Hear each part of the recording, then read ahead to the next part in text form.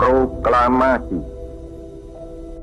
Indonesia memproklamasikan kemerdekaan tanggal 17 Agustus 1945. Itu adalah kemerdekaan de facto. Secara de jure, sebuah negara baru dinyatakan berdaulat jika ada pengakuan dari negara lain. Pengakuan ini sulit diperoleh Indonesia, sebab kemerdekaan Indonesia bukan pemberian dari penjajahnya seperti negara-negara lain di Asia dan Afrika. Setelah Jepang takluk pada Sekutu tahun 1945, Belanda justru ingin kembali menjajah Indonesia. Negara-negara lain yang tergabung di PBB nggak ada yang mau memberi pengakuan kemerdekaan Indonesia dan bersikap menunggu hasil perundingan Indonesia-Belanda yang dikenal sebagai Konferensi Meja Bundar.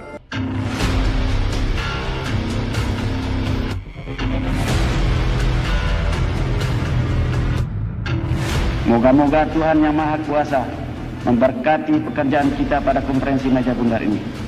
Akhirnya, kesepakatan terjadi tahun 1949.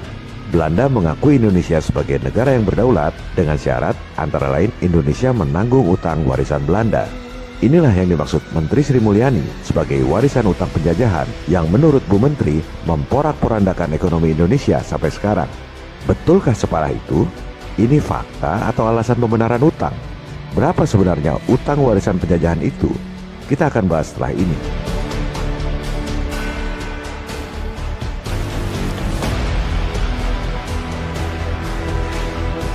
Penjajahan zaman dulu sebelum tahun 1945, slogannya adalah Gospel, Gold, and Glory.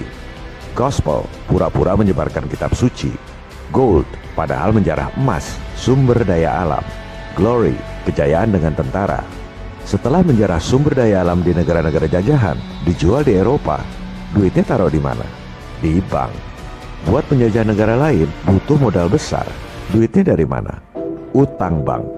Dan yang namanya bank sentral di negara-negara maju, negara-negara penjajah, dari dulu memang swasta.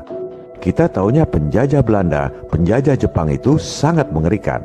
Padahal begitu balik ke negaranya, mereka terjerat utang pada para bankir swasta.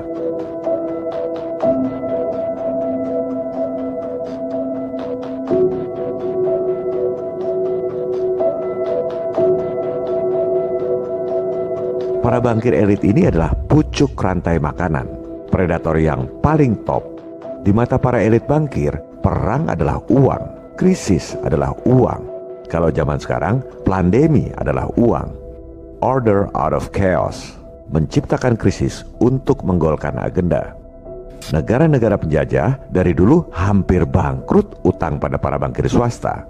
Dengan jeratan utang itu, para bankir bisa mengontrol negara-negara penjajah.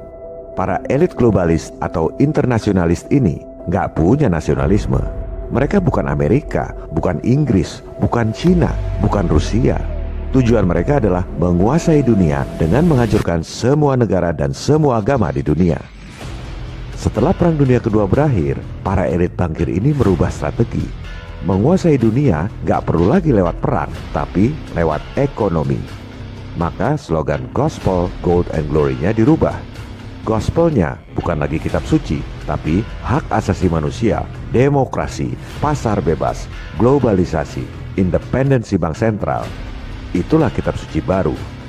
Goldnya bukan lagi emas atau sumber daya alam, tapi moneter, jantung perekonomian sebuah negara. Kalau jantungnya sudah dikuasai, maka negara tersebut pasti tunduk, siapapun pemerintahnya.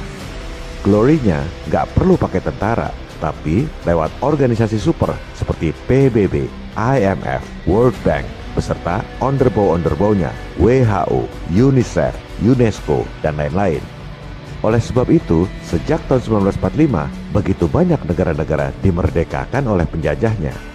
Apakah para penjajah itu yang biasanya menjarah, membunuh, memperkosa bangsa-bangsa jajahan, tiba-tiba insaf dan jadi malaikat untuk mensejahterakan rakyat dunia? Mereka adalah SDSB, setan dalam sebutan baru. Pelajaran di sekolah mengatakan bahwa mereka adalah organisasi internasional yang paling luhur, the Holy of Holies, yang suci dari yang suci, juru selamat umat manusia dari berbagai krisis. Padahal sebenarnya juru selamat palsu, Al-Masih Ad-Dajjal, the Antichrist.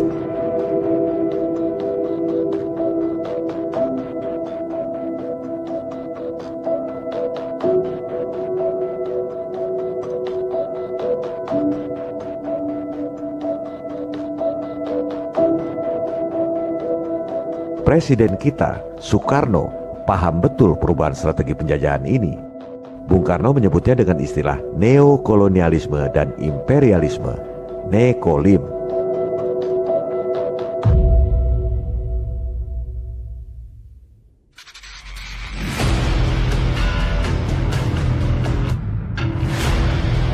I hate imperialism. I detest colonialism. Penjajahan gaya baru. Penjajahnya bukan negara, tapi swasta, globalis. Ini adalah bahaya laten yang lebih mengerikan. Kalau penjajahan gaya lama, musuhnya kelihatan, pakai tentara, pakai seragam. Penjajahan gaya baru ini, musuhnya nggak kelihatan. Mereka menyusup ke dalam pemerintahan lewat para agen lokal. Mereka mengajarkan teori-teori ekonomi, teori-teori kesehatan, dan lain-lain di sekolah untuk mendukung agenda mereka. Maka dibikinlah teori-teori ekonomi modern bahwa solusi pembangunan adalah ngutang. Teori-teori kesehatan modern, kalau ada orang sakit, kasih obat kimia. Ada penyakit menular, kasih vaksin. Cuma itu yang diajarkan di sekolah-sekolah kedokteran barat. Para dokter tidak dididik untuk mempertanyakan sistem. Sehingga para dokter jadi marketing industri farmasi. Semua orang bekerja tanpa sadar untuk kepentingan mereka.